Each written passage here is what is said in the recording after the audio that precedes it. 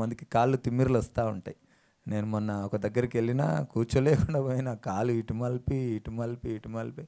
కాబట్టి కుర్చీలు అయితే కాస్త ఒక అరగంట గంట సేపు మంచిగా కూర్చోవచ్చు. దేవునికి ప్రార్థన చేద్దాం, ఖచ్చితంగా అన్ని కుర్చీలు వస్తాయి. అందరూ కూడా పైన కూర్చొని దేవుని ఆరాధించడానికి అడ్డు లేకుండా, ఇబ్బంది లేకుండా దేవుడు చేస్తాడు. వాగ్దానం చేసిన దేవుడు నమ్మదగిన దేవుడు కనుక దేవుడు అందరికీ సమానంగా హ్యాపీగా కూర్చునేటటువంటి అవకాశం దేవుడు ఇచ్చిన గాక. మంచిది. మనం వాక్య భాగాన్ని చూసుకునే ముందు తలలు వంచుకొని దేవుని అడుగుదాం. మనల్ని ఎవరైనా భోజనానికి పిలిచినప్పుడు వాళ్ళు భోజనం పెడతారు, కానీ నమలాల్సింది మనమే, మనం మింగవలసింది మనమే. నమలడానికి మింగటానికి మీరు ప్రయత్నం చేయండి. భోజనం పెట్టే ప్రయత్నం నేను చేస్తాను. మీరు నమలకుండా మింగకుండా నేను పెట్టినా కూడా అది మీ కడుపు నిండదు. మీరు నమ్మలే ప్రయత్నం చేయండి. అందుకే దేవుడు వాక్యమైన దేవుడు. వాక్యం అనగా ఏంటంటే ఆయన వాక్కు మనకు అర్థం కావాలి. ఆయన భాష మనకు అర్థం కావాలి. ఆయన భాష మనకు అర్థమైతేనే మనం ఆయన పిల్లలం. మదర్ టంగ్ అంటారు. మదర్ టంగ్ అంటే తల్లి మాట్లాడే భాష పిల్లలకు తప్పకుండా వస్తుంది. మన తండ్రి మాట్లాడే భాష మనకు రావాలి. మన తండ్రి మాట్లాడినటువంటి ప్రతి మాట మనకు అర్థం కావాలి. ఈ యొక్క వాక్యం ఆయన మాట అయినప్పుడు ప్రతిదీ మనకు అర్థం కావాలి. అర్థమై ఉంటేనే మనము ఆయనతో తిరిగి మనం జీవించగలం. కనుక అర్థమయ్యే విధంగా బోధించమని మనం అడుగుదాం. 2 నిమిషాలు మౌనంగా ఆయనను అడుగుదాం. ప్రభువా, వాక్యం అర్థమయ్యే విధంగా మాకు బోధించండి, మాతో మాట్లాడండి అని మౌనంగా. పిల్లలు దయచేసి అందరూ కళ్ళు మూసుకొని తలలు వంచుకొని దేవుణ్ణి అడుగుతాం.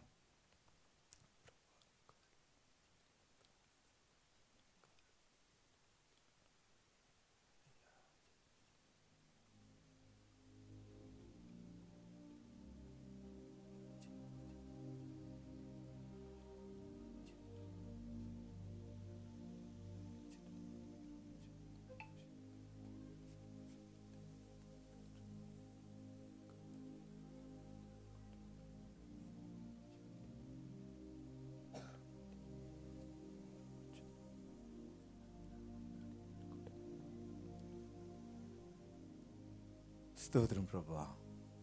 వాక్యమైన దేవుడు, మీ భాష మాకు అర్థమయ్యే విధంగా మాకు నేర్పించమని సంఘము తరఫున నేను మీ పాదాలు పట్టుకొని బ్రతిమలాడుకుంటూ నజరేయుడైన యేసయ్యా మీ నామమున అడిగి వేడుకుంటున్నాం ప్రభువా. ఆమేన్.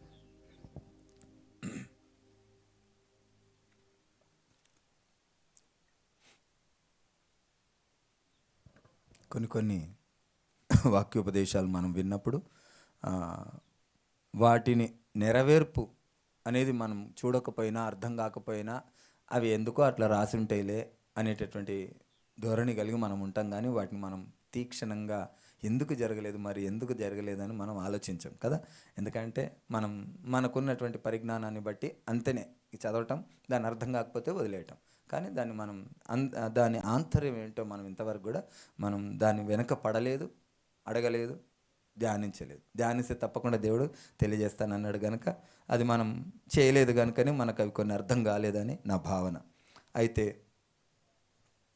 ఆదికాండము 2వ అధ్యాయం 17వ వచనం త్వరగా తీస్తే త్వరగా ముగించుకునే ప్రయత్నం చేద్దాం.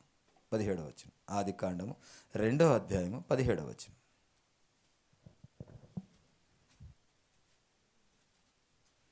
ఆదికాండము 2వ అధ్యాయము 17వ వచనం.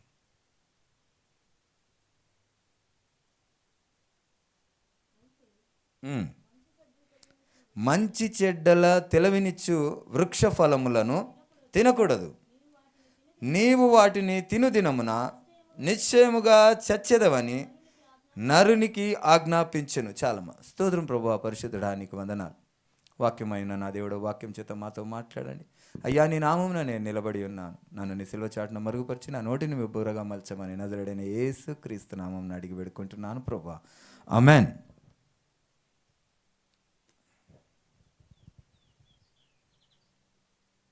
ఈ వాక్యాన్ని చిన్నప్పటి నుండి మనం వింటా ఉన్నాం ఆదికాండంలో కదా.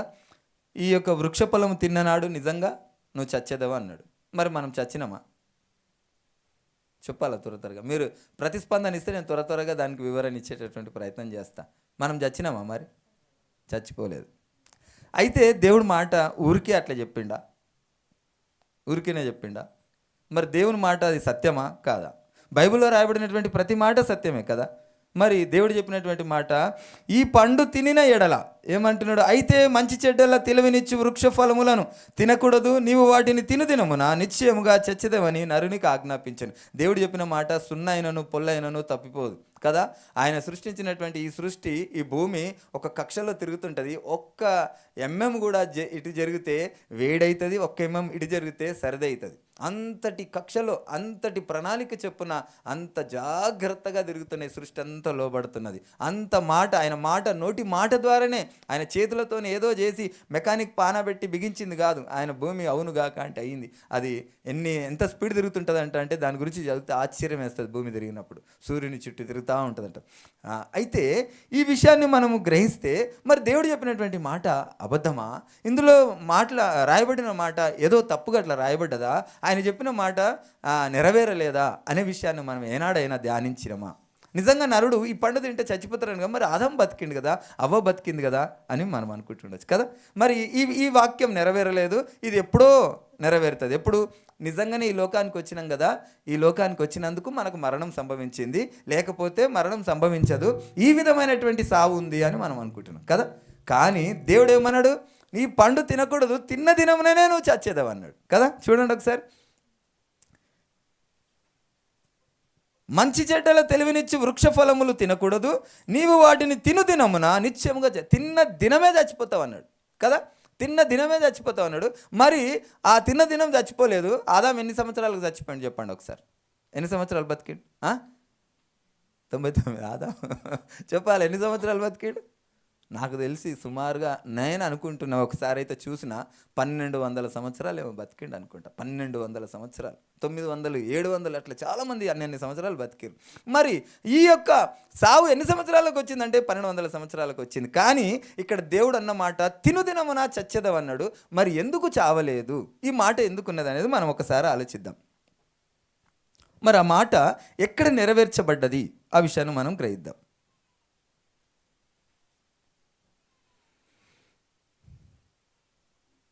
ఆదికాండము 2వ అధ్యాయం 7వ వచనం చూడండి. 7వ వచనం.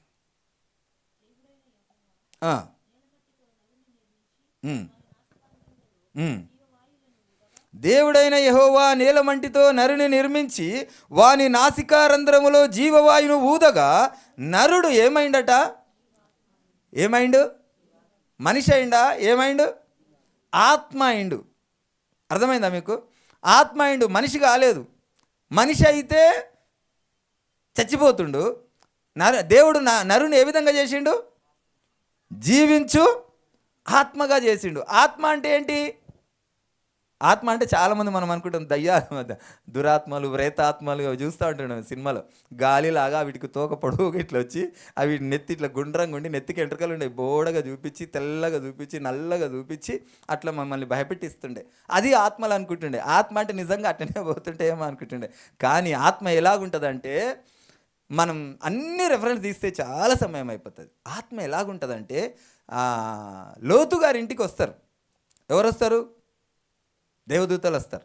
వచ్చినప్పుడు సమాజం అంతా కూడా పిల్లలు మొదలుకొని పెద్దల వరకట వాళ్ళ ఇంటి తలుపు కొడతా ఉంటారంట. అంటే వాళ్ళ అందం ఎంత అందగత్తలో, ఎంత అందంగా ఉంటారో దాన్ని ఒకసారి మనం ధ్యానించాలి.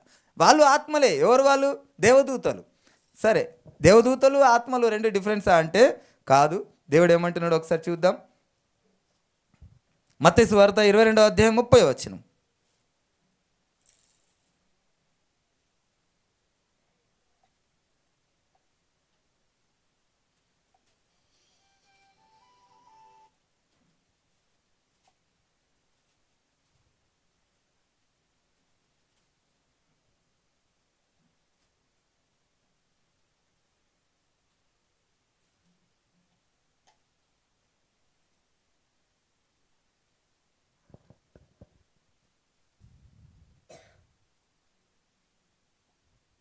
ఇరవై 29 నుంచి చదవండి అమ్మా. 22వ అధ్యాయం 29 నుంచి చదవండి.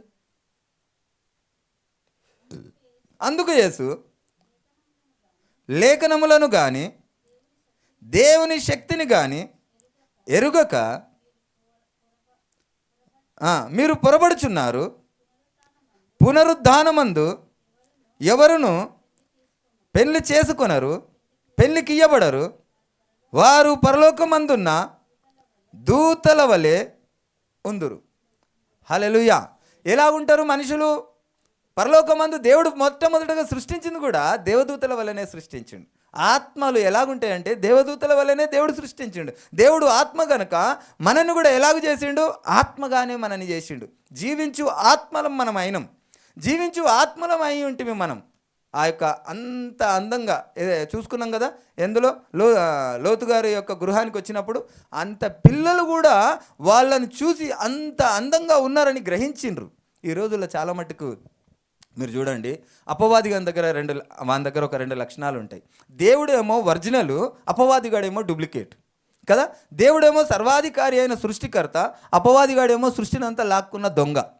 దేవుడేమో తూర్పు దిక్కున పర్వతం సింహాసనం వేసుకొని పర్వతం మీద కూర్చుంటే, అపవాదిగాడు ఏం చేస్తాడంటే ఉత్తర దిక్కున ఆయన ఆ యొక్క సభాపర్వతం నేను వేసుకుంటాను మనసులో అనుకున్నాడు. దేవుడు ఏది చేస్తే అది అపవాదిగాడు డూప్లికేట్ చేస్తూ ఉంటాడు. దేవుడు ఆత్మ గనక వీడేం చేస్తాడు? వీడేవుడు దురాత్మ.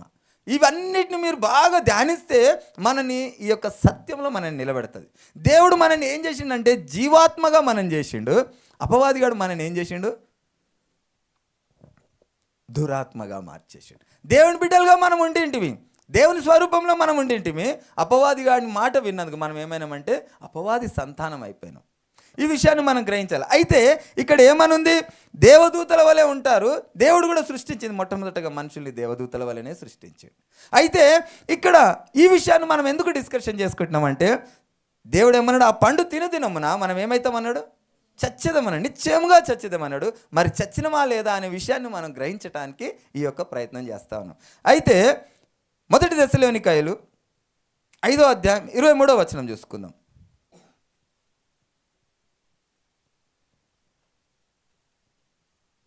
1 దశలోనికాయలు 5వ అధ్యాయం 23వ వచనం. సమాధానకర్తయగు దేవుడే మిమ్మును సంపూర్ణముగా పరిశుద్ధపరచునుగాక, మీ ఆత్మయు జీవమును శరీరమును మన ప్రభువైన యేసుక్రీస్తు రాకడయందు నిందారహితముగాను సంపూర్ణముగాను ఉండునట్లు కాపాడునుగాక. హల్లెలూయా. ఇక్కడ సంపూర్ణం అంటే ఏంటి? సంపూర్ణం అంటే ఏంటమ్మా సంపూర్ణం అంటే? చదివినాము, కాన్సన్ట్రేషన్ ఎటో ఉంది, చదివింది మీరు అది కూడా చెప్పకపోతే. మీ ఆత్మయు జీవమును శరీరం. ఎన్ని ఉన్నాయి ఇక్కడ? 3 ఉన్నాయి.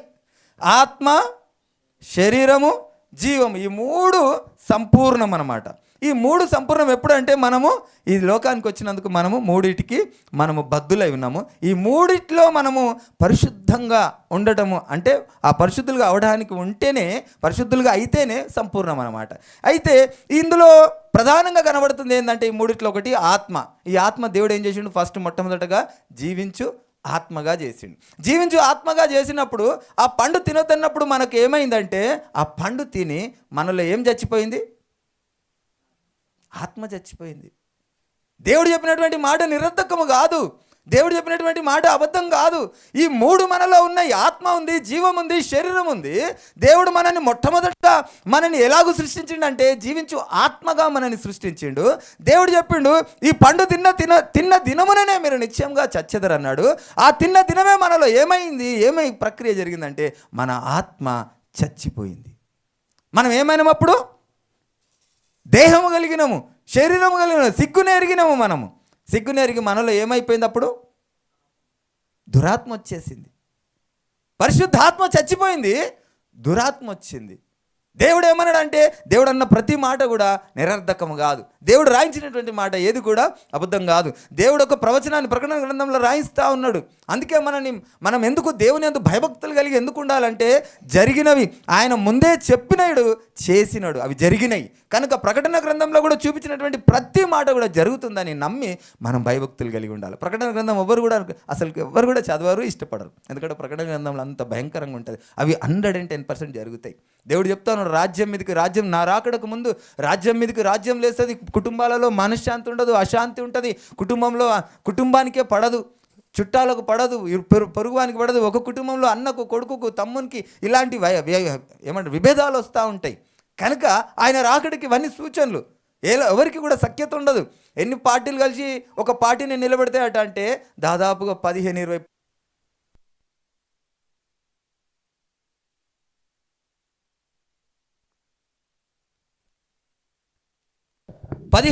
పార్టీలు కలిపి ఒక్క గవర్నమెంట్ రోల్ అవుతుందట. ఇలాంటివన్నీ జరుగుతాయంటే నిజంగా జరుగుతూ ఉన్నాయి.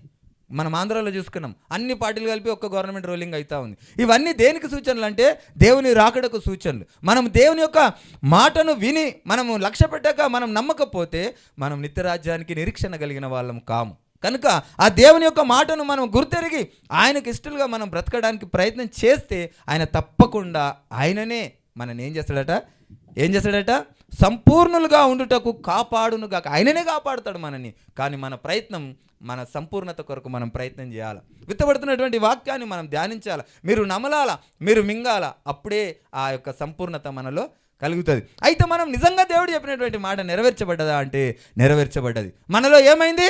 దేవుడు జీవించు ఆత్మగా మనం చేస్తే మనలో ఆత్మ చచ్చిపోయి మనం ఏమైనాం? ఇప్పుడు దురాత్మ మనలో ప్రవేశించింది. దురాత్మ ఏం చేస్తుంది? ప్రతి క్షణము శరీరేచ్ఛలనే కోరుకుంటుంది. దురాత్మ ప్రతి నిమిషము శరీరాన్ని సుఖపడంటది. మనం పడుకున్నప్పుడు పడుకో, నీకు ఇంకా ఏం సుఖపడ్డావు నువ్వు? నీ జీవితంలో ఎప్పుడు సుఖపడలేదు, నీ జీవితంలో ఎప్పుడు కష్టమే. పడుకో అని కాళ్ళొత్తుతూ ఉంటుంది. భర్తతోని అసహనం తెప్పిస్తుంది, భార్యతోని అసహనం తెప్పిస్తుంది. భార్య ఏమంటుంది?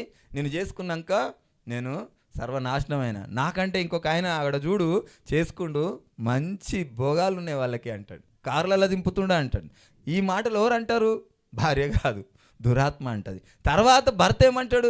నిన్ను చేసుకొని నా కర్మ మొత్తం గాలిపోయింది, నిన్ను చేసుకొని నా జీవితమే నాశనమైంది అని అంటాడు. అలాగూ అనేక విధమైనటువంటి ఆ యొక్క శరీరేచ్ఛల చేత కుటుంబంలో విచ్ఛిన్నం చేస్తూ ఉంటుంది.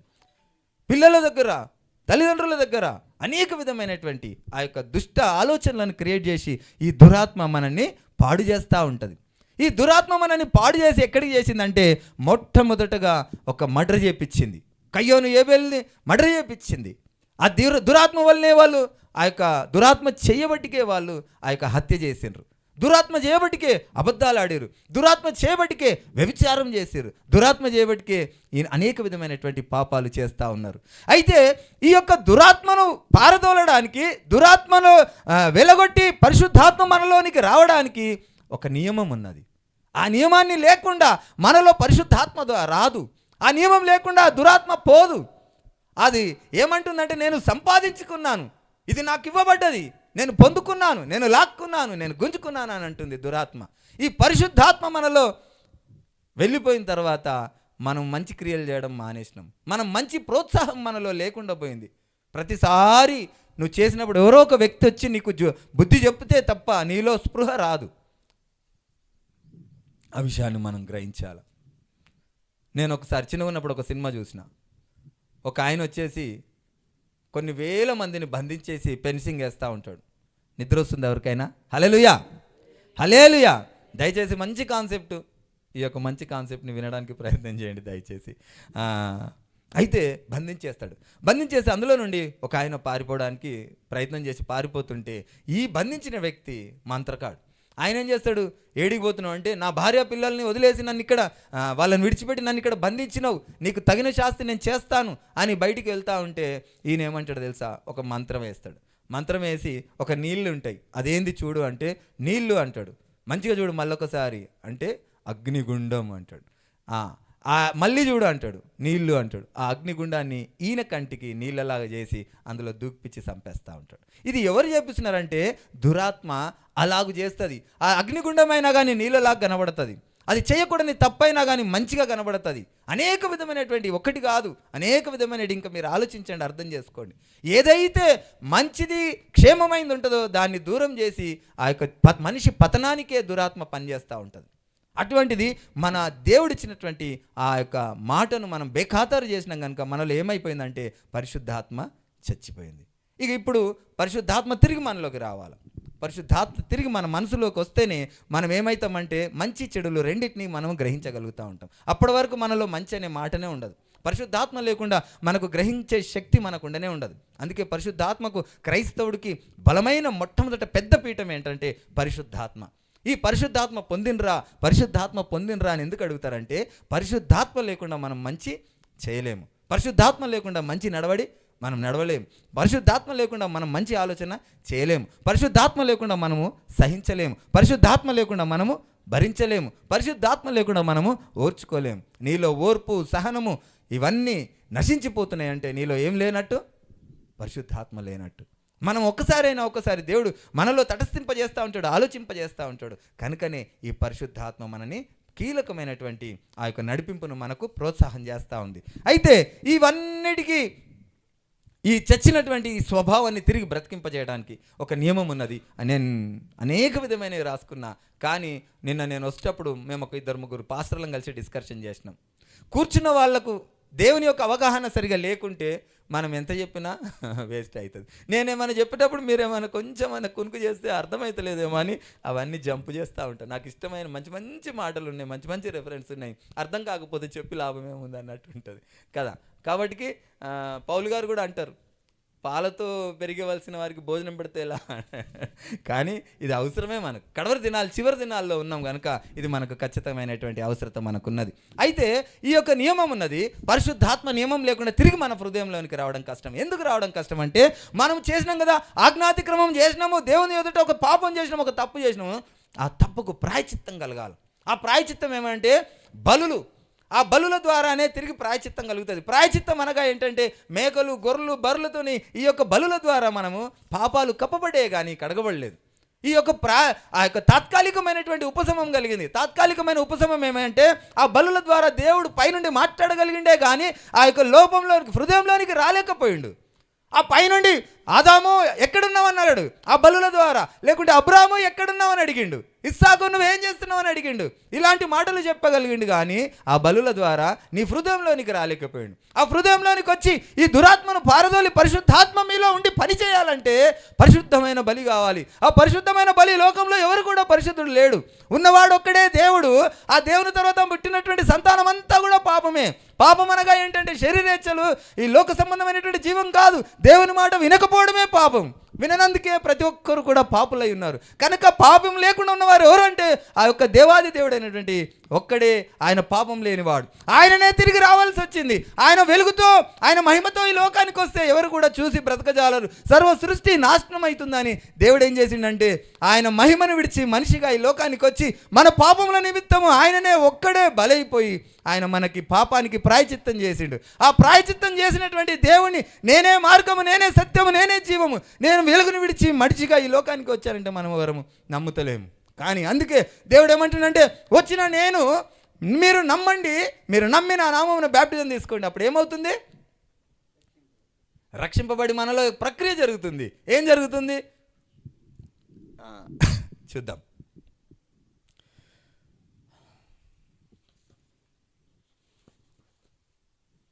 అపొస్తలుల కార్యము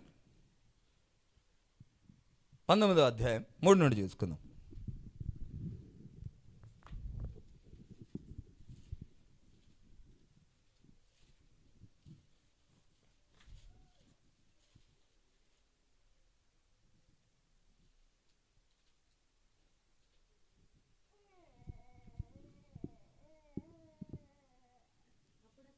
మొదటి నుంచి చదవండమ్మా, పర్వాలేదు. అపోల్లో కొరింథీలోనున్నప్పుడు జరిగినదేమనగా, పౌలు పై ప్రదేశములలో సంచరించి ఎఫెసునకు వచ్చి కొందరు శిష్యులను చూచి, మీరు విశ్వసించినప్పుడు పరిశుద్ధాత్మను పొందితిరా అని వారిని అడగగా, మీరు విశ్వసించినప్పుడు ఏమని విశ్వసించాలి, ఏమని విశ్వసించిరని అడుగుతుండు. వీళ్ళందరూ ఆ యొక్క పౌలు గారు, ఆ యొక్క తిమోతి గారు, పేతురు గారు అందరికీ సువార్తను ప్రకటించిండు. ఆ యొక్క పౌలు గారు, పేతురు గారు వీళ్ళందరికీ సువార్తను ప్రకటించినప్పుడు వీళ్ళు ఎడతెగక సంఘానికి వస్తూ ఉన్నారు. ఏదో ఒక దినంలో పౌలు గారు వచ్చిండ్రు. ఏదో ఒక సంఘానికి వచ్చినటువంటి సంఘానికి వస్తుంటారు కదా మనకు విజిటర్స్, ఎవరో ఒక కాపర్లు వస్తూ ఉంటారు. వాళ్ళు వచ్చి ఏమని అడుగుతుండే, ఆయన మీరు అవన్నీ చేసిన తర్వాత శిష్యులను చూచి మీరు విశ్వసించినప్పుడు పరిశుద్ధాత్మను పొందితిరా అని అడిగిండు. అయితే వీళ్ళేమంటున్నారు, 2వ వచనం చదువు బిడ్డ. వారు పరిశుద్ధాత్ముడు ఉన్నాడన్న సంగతి మేము వినలేదని చెప్పిరి. హల్లెలూయా. వాళ్ళకి అసలు పరిశుద్ధాత్మ ఉన్నాడన్న సంగతే వాళ్ళకి తెలియదు. వాళ్ళు సంఘానికి వస్తున్నారు, వాళ్ళు ఉపదేశాన్ని విన్నారు, యేసుప్రభుల వారి గురించి విన్నారు, కానీ ఆ యొక్క సత్య మాధుర్యాన్ని గ్రహించలేదు. యేసుప్రభుల వారు వచ్చారు, చనిపోయారు, మన కొరకు ప్రాణం పెట్టారన్న మాట విన్నారు, వస్తున్నారు, యేసుప్రభు మన కొరకు చనిపోయారని సంఘంలో వచ్చారు, సంఘంలో దేవుణ్ణి ఆరాధిస్తూ ఉన్నారు. కానీ ఏమంటున్నారట? వారు పరిశుద్ధాత్ముడు ఉన్నాడన్న సంగతి ఏమేమి వినలేదు. చూడమ్మ 3వ వచనం. అప్పుడు అతడు, అలాగైతే మీరు దేనిని బట్టి బాప్తిస్మం పొందితిరని అడగగా వారు యోహాను బాప్తిజమును బట్టి అని చెప్పిరి. హల్లెలూయా. వారు మరి ఏ బాప్తిజం తీసుకున్నారయ్యా? మళ్ళీ మీరు పరిశుద్ధాత్మను పొందలేదంటారు కదా, మరి మీరు ఏ బాప్తిజం తీసుకున్నారంటే వీళ్ళేమంటున్నారు? యోహాను ఇచ్చినటువంటి బాప్తిజమే, యోహాను ఇచ్చినటువంటి బాప్తిజమే మేము తీసుకున్నామంటే మరి యోహాను మీకు చెప్పలేదా? యోహాను ఏ నామంలో ఇచ్చిండో మీకు తెలుసా? 4వ వచనం చూడండి.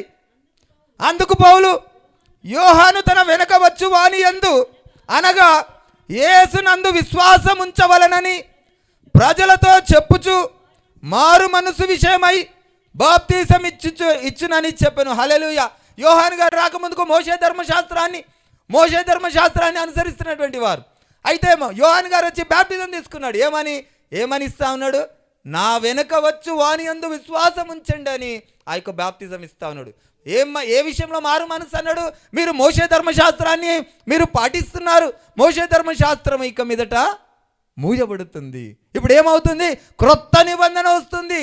మీకు మారు మనసు కావాలా? ఆ నిబంధనను మీరు ఇంకా కొట్టివేయబడుతుంది. బిడ్డ, మీరు మారండి అని మారు మనసు కొరకు మీరు ఇంకా పాత నిబంధన వదిలేయండి అని అక్కడి నుంచి చెప్తా ఉంటాం. మనం ఏం చేస్తూ ఉంటాం? అంతా పాత నిబంధన, మరి ఇదెందుకుంది అంటుంటారు.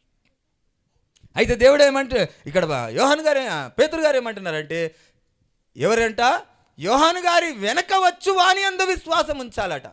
ఆయన వెనక వచ్చు వాని యందు విశ్వాసం అంటే ఏంటి? నమ్మకం అంటే ఏంది? ఇంకా దేవుడు ఆయన అని నమ్మడము, విశ్వసించడమే. ఆయననే దేవుడు శరీరధారిగా వచ్చిండని నమ్మి విశ్వసించమని అంటున్నాడు. 5వ వచనం చూడండి అమ్మా. వారు ఆ మాటలు విని ప్రభు అయిన యేసు నామమున బాప్తిసము పొందిరి. ఇక్కడ ఏమని బాప్టిజం? తండ్రి యొక్కయు కుమారుని యొక్కయు పరిశుద్ధాత్మ యొక్కయు నామంలోనికి బాప్టిజం అని లేదు. ఏమని బాప్టిజం పొందిరట? ఏమనుందమ్మా? వారు ఆ మాటలు విని ప్రభు అయిన యేసు నామమున బాప్టిజం పొందిరి. ఏ నామమున పొందిరు బాప్టిజం? ప్రభు అయిన యేసు నామమున. వీళ్ళు విశ్వసించారు, దేవుడు శరీరధారిగా వచ్చిన యేసయ్య అని నమ్మిరు, యేసు నామమున బాప్టిజం. అప్పుడు అంతకుముందుకు బాప్టిజం తీసుకోలేదా? తీసుకున్నారా లేదా? తీసుకున్నారు. కానీ ఏం పొందలేదు వీళ్ళు? ఆత్మను పొందలేదు. ఇక్కడ వీళ్ళు వచ్చి అడిగారు, మీరు బ్యాప్టిజం తీసుకురా అంటే తీసుకున్నాము. చాలామంది రెండోసారి బ్యాప్టిజం ఎందుకు అడుగుతారు? రెండోసారి బ్యాప్టిజం తీసుకురు కదా బ్యాప్టిజం. కానీ ఇక్కడ ఏమైంది? యేసునామం ఎందుకు? యేసే దేవుడని విశ్వసించలేదు, యేసే కుమారుడని విశ్వసించిర్రేమో, యేసే రక్షకుడని విశ్వసించిర్రేమో. యేసే దేవుడు అనడానికి గల నీకు పూర్తి ఆ యొక్క అర్థం మనకు అర్థం కాలేదేమో, దాని వివరణ మనకు ఎవరు చెప్పలేదేమో, ఆ సత్యాన్ని మనం అన్వేషించలేదేమో, ఆ సత్యాన్ని మనం గ్రహించకపోతే మనకి ఆ సత్యం ఎట్లా తెలుస్తుంది? ఆ పరిశుద్ధాత్మ మనలో కార్యం ఎట్లా చేస్తాడు? మనని ఎట్లా ఆలోచింపజేస్తాడు? ఆ విషయాన్ని మనం గ్రహించాలి. ఇక్కడ వీళ్ళు బ్యాప్టిజం పొందలేదంటే పొందిరు, బ్యాప్టిజం తీసుకోలేదంటే తీసుకురు. అడుగుతున్నాడు, మీరు ఏ నామంలో బ్యాప్టిజం తీసుకురు అంటే యోహాను ఇచ్చి బ్యాప్టిజమే తీసుకున్నాం. ఎవరిచ్చినట్టు? మాకు పాస్టర్ ఇచ్చిండు. ఏమి ఇచ్చిండు? తండ్రి యొక్క కుమారుని యొక్క పరిశుద్ధాత్మ యొక్క నామం అన్నాడు. కానీ ఆ నామం ఏందో మనకు తెలియదు. ఇక్కడ ఈయన ఏమంటుండు? వారు ఆ మాటలు విని ప్రభు అయిన యేసు నామమున బ్యాప్టిజం పొందిరి. యేసు నామమున బ్యాప్టిజం పొందిరి. యేసు నామం అనగా ఏంటంటే ఈ మాటలు గ్రహించిర్రు, దేవుడే శరీరధారిగా ఈ లోకానికి వచ్చినని విశ్వసించిర్రు, నమ్మిర్రు, బ్యాప్టిజం పొందిరు. 6వ వచనం చదువు బిడ్డ. తరువాత పౌలు వారి మీద చేతులుంచగా పరిశుద్ధాత్మ వారి మీదికి వచ్చెను. అప్పుడు వారు భాషలతో మాట్లాడుటకు ప్రవచించుటకును మొదలుపెట్టిరి. హల్లెలూయా, హల్లెలూయా. ఇక్కడ ఏ కార్యం జరిగింది? యేసు నామముని విశ్వసించి, ఏమని విశ్వసించి? రక్షకుడనో కుమారుడనో విశ్వసిస్తే అక్కడ కార్యం జరగలేదు, పరిశుద్ధాత్మ మీలో రాలేదు. యేసే దేవుడని, ఆయన మహిమను విడిచి మానవుడిగా వచ్చాడని విశ్వసించినప్పుడు పరిశుద్ధాత్మ మనలో కార్యం జరిగింది. ఆ విషయాన్ని మనం గ్రహించకుండా, మనం పరిశుద్ధాత్మ లేకుండా మనము స్థిరంగా బలంగా నిలబడలేము.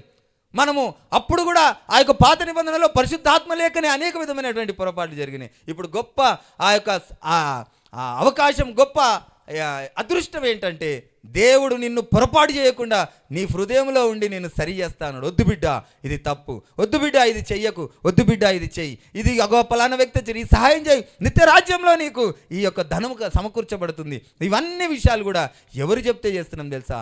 మనలో పరిశుద్ధాత్మ చెప్తే చేస్తున్నాం. ఇంతకు ముందుకు దేవుడు చెప్పినట్టు మనం ఏమైనా నిశ్చయంగా చచ్చిదామన్నాము అన్నాడు. మనం నిజంగా చచ్చినాము, మనలో ఆత్మ లేదు, ఆత్మ చచ్చిపోయింది.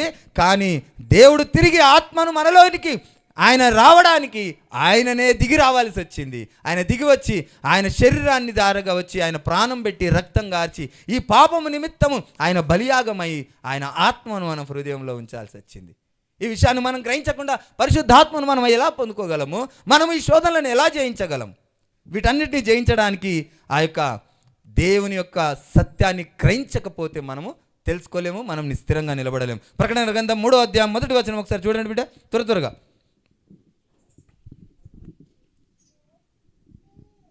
చివరిగా 1వ వచనంలో చివరిగా చదువు.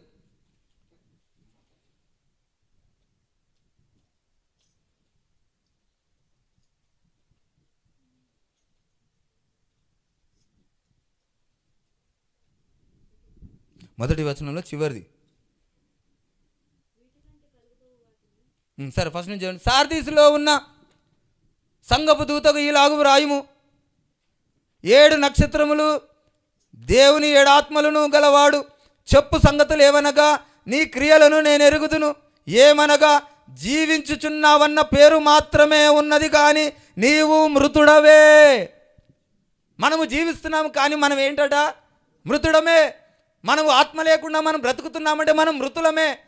మనలో పరిశుద్ధాత్మ మనలో లేదు, మనం మృతులమే.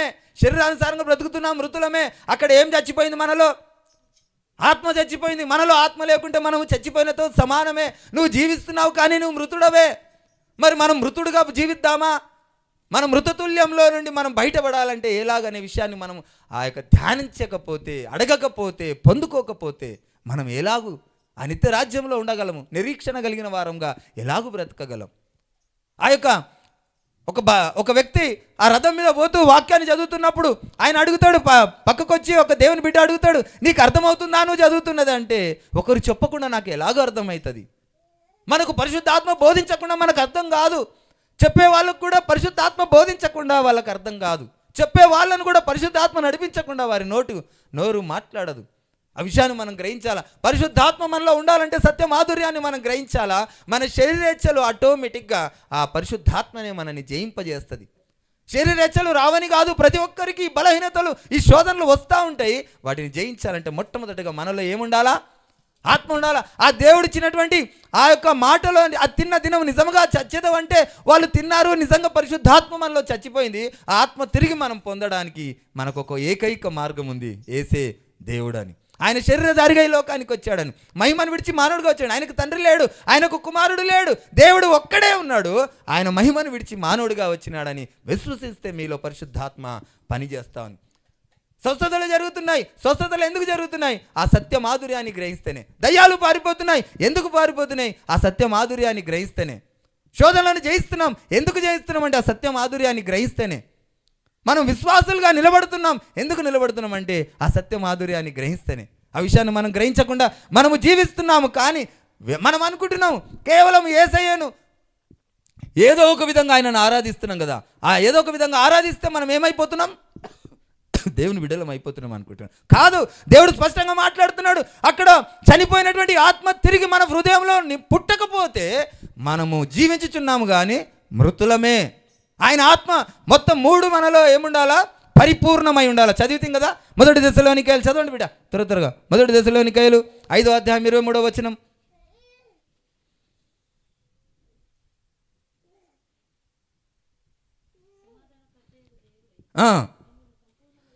మిమ్మల్ని సంపూర్ణంగా పరచును గాక, మీ ఆత్మయు జీవమును శరీరమును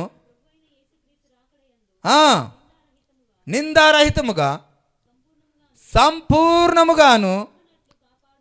హల్లెలూయా. మనం సంపూర్ణంగా ఉండాలంటే ఏముండాలి? మనలో ఆత్మ ఉండాలి. ఈ ఆత్మ శరీరము జీవం అన్నీ కూడా సంపూర్ణంగా ఉండాలంటే మనలో మొట్టమొదటిగా ఆ చనిపోయినటువంటి ఆత్మ తిరిగి మనము సంపాదించుకోవాలి. యోహాను సువార్త 6వ అధ్యాయం 51వ వచనం, త్వరగా తీయండి బిడ్డ.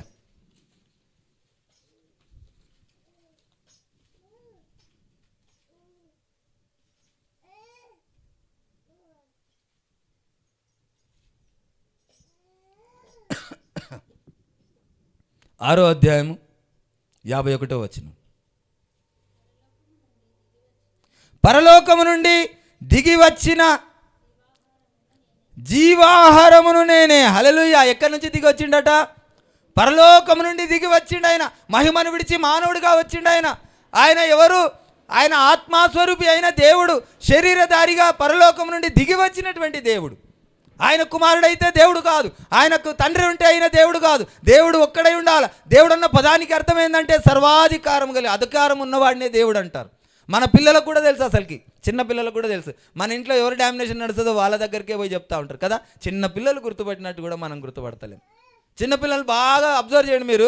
చిన్నపిల్లలు ఇంట్లో ఎవరు పవర్ ఉంటుందో వాళ్ళకే పోయి రికమెండ్ చేస్తూ ఉంటారు. అగో వాళ్ళు నన్ను కొట్టిరు వీళ్ళు అంటే వానికి తెలుసు వీడైతే అందరినీ కొట్టగలడు, వీడైతే అందరినీ శాసించగలడు. అంటే అధికారం ఉన్న వాళ్ళ దగ్గరికే పిల్లలు పోతున్నారు. పిల్లలు అర్థం చేసుకుంటున్నారు కానీ మనము అర్థం చేసుకోలేకుండా పోతా ఉన్నాం. ఆ విషయాన్ని మనం గ్రహించాలి. ఇంకా చాలా చక్కటి మాటలు దేవుడు మనకు ఎంతో ఇచ్చిండు. సమయం చాలా అయిపోయింది ఈరోజు.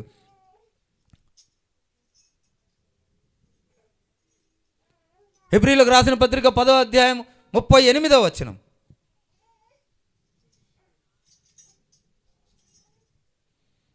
హెబ్రీయులకు రాసిన పత్రిక 10వ అధ్యాయము 38వ వచనం. అమ్మ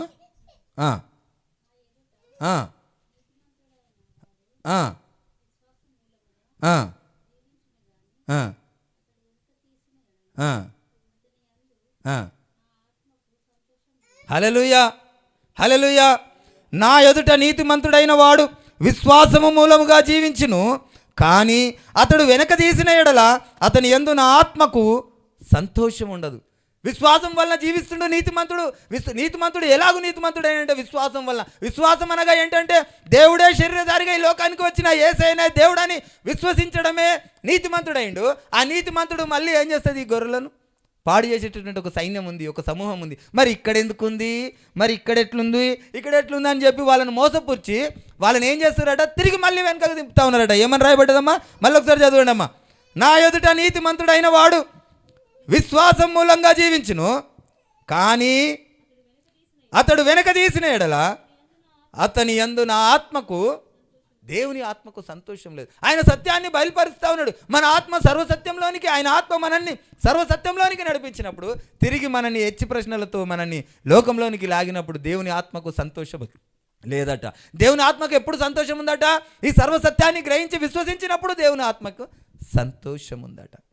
అంతటి సత్య మాధుర్యాన్ని దేవుడు మనకు బయలుపరిచి మనల్ని స్థిరంగా నిలబెడుతుండు, బండ మీద నిలబెడుతుండు, బండ మీద గడిపిస్తుంటే మనము ఏమాత్రం కూడా దేవుని యొక్క వాక్యాన్ని ఆలోచించక, ఆశించక, విశ్వసించక మనం నిర్లక్ష్యం చేస్తే దేవుని యందు మనం స్థిరంగా నిలబడలేం.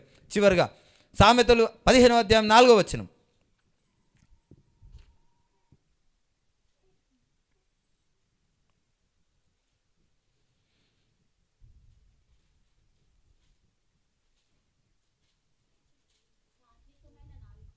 సాత్వికమైన నాలుక జీవవృక్షము, దానిలో కుటిలత యుండిన ఎడల ఆత్మకు భంగము కలుగును. హల్లెలూయా.